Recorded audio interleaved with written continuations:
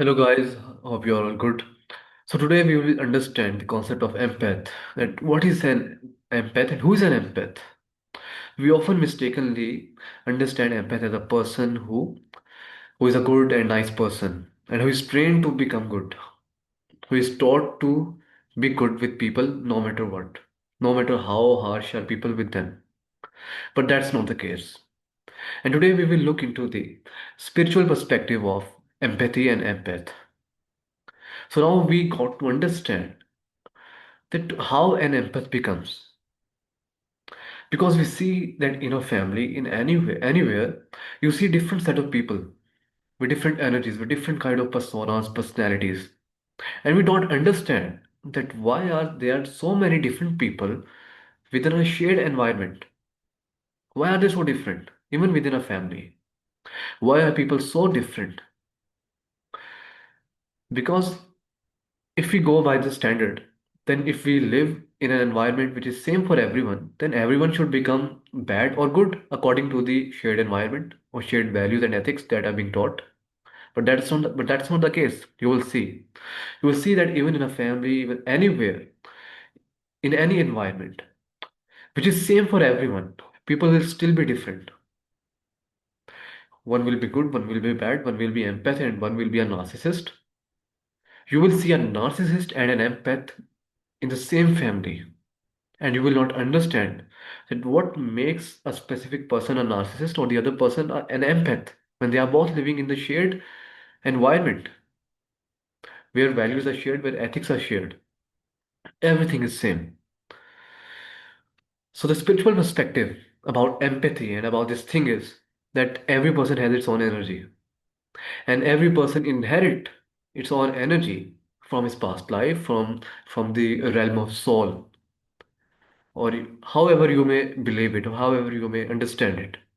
A person brings his own energy into this world, whether he has worked in the past life about on his energy and he's bringing it into this realm, in this physical realm, or maybe he's coming from the spiritual realm where his soul was, when he was residing with God, when his soul was close to God, then he was a good soul. So you see that doesn't matter that even if your environment is shared, your values are shared, you are taught the same things, still you can be different. And that's why you are an empath. And you will, if you are an empath, if people who are watching are empath, I'm sure about that, that most of you will be people who will be struggling with this situation, with this issue.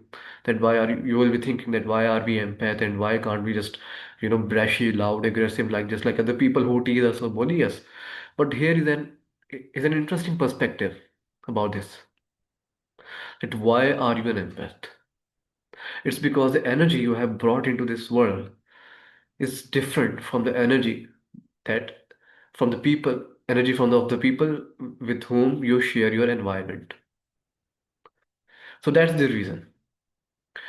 But here we need to understand that empathy doesn't mean that you are only a good person and you can't do bad things and you can't know or understand that how to harm someone or how to defend yourself if not harm someone.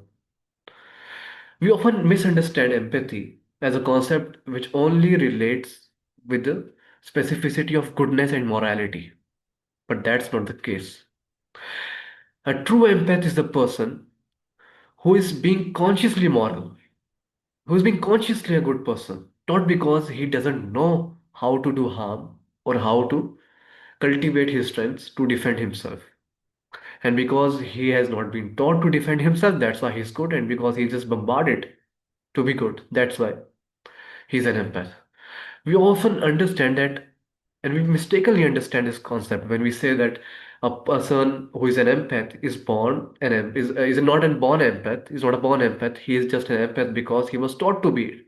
But that's not the case, because that's not true, because he was born to be an empath, but his empathy was drained. It was capitalized, optimized by the narcissistic people around him. It's not that he was taught to be good with people or to empathize with people or to serve people. Yeah, he was taught to serve people's interests so that he can only be used, but he has its own empathy that was capitalized, that was exploited. There was vested interest of narcissistic people with that person. But that person had its own empathy. He always had its own empathy. He was always an empath. And his empathy was drained. It was capitalized. It was exploited by the narcissistic people around him. It's not only that he was taught to behave like a certain manner, in a certain manner. That's why he became an empath. And if he had not been taught about serving others, then he wouldn't have been an empath. That's not the case. He would have been an empath otherwise as well, but in a different way. An integrated empath he would have been if he had not been taught just to serve people and also to take care of his own interests. And that's what a real empath is, an integrated empath. A person who knows his boundaries, who knows to articulate his boundaries, who knows what is his reality, who knows that I'm not just a good person. I know my shadow, I know my strengths, and I can, whenever I want, I cultivate it and I can set and affirm boundaries. People who think that I am only a good person, they should know that I have my dark side as well. And I can use that whenever I need in order to defend myself, not to harm others just like other narcissistic people around him. That's what an empath is. That's what an integrated empath is called. And integrated empath is a person who knows that he has its shadow. He can do harm to others. But a difference between a narcissistic person and an empath. Basically, we have to understand that these qualities of an empath or a narcissistic traits, every person has these traits of an empath, of a narcissistic person, but it depends that how a person uses it or cultivate it, or how much he does cultivate. Whether he chooses to become a narcissist, whether he chooses to use or optimize his dark side, or whether he bends towards his good side. What does he choose? That depends on him. And that person's conscious choice makes him an empath or a narcissist. Because an empath, and as I said, that there's also a part of energies in it. So we can't deny it. We can't just deny it.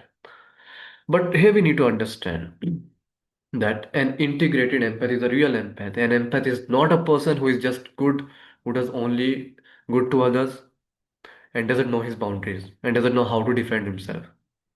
That's what a naive and a weak person is called. He's not an empath, but he can become an integrated empath. He has that potential, and he has to become that integrated empath because he has already goodness in him.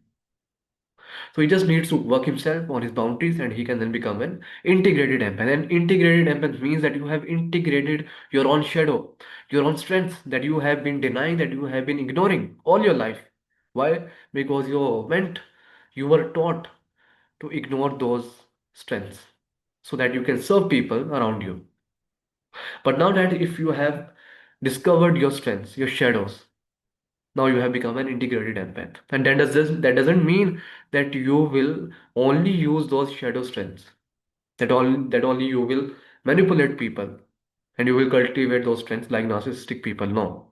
That means that you consciously choose not to harm people when you can. So you are being consciously moral. That's what an empath means. Not an empath we often understand as that a person who is just nice, sweet, and a nice guy. That's not an empath. He doesn't know his strengths. He wasn't taught his strengths. So he's not an empath.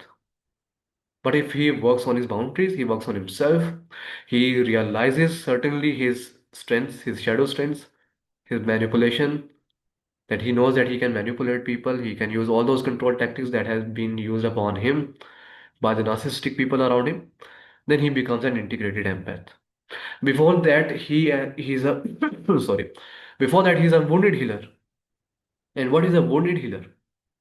A wounded healer is a person who has an empath energy, who has a positive energy, and his energy is being exploited by the people around him to serve their interests, to be their caretaker, to do their parenting, while he has been ignoring himself all this while.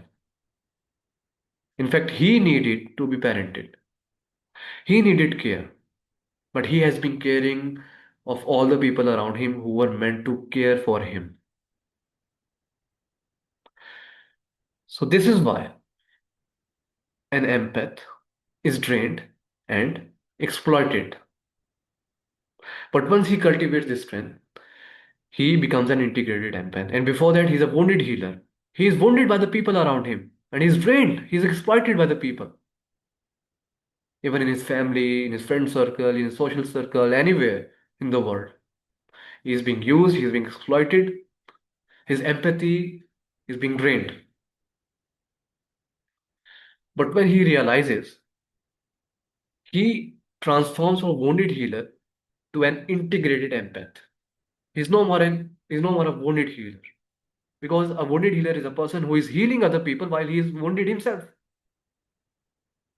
So when a person realizes that he has his own needs, he need to take care about himself, then he transforms for a person who is just an empath, who is just being good, from to a person who is an integrated empath, who knows his strengths, who knows his shadow side, and he uses that side to cultivate his strengths to defend himself.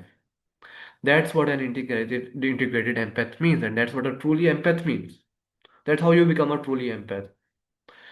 Not when you are just being nice, good, and apologetic. That's not empathy. That the only reason you are being good to someone is not empathy, but you don't know about your strengths, about your shadow strengths. And when you cultivate those shadow strengths and you realize that I have this side as well, and then you decide to not being harmful to everyone except those who harm you, then you become an integrated empath.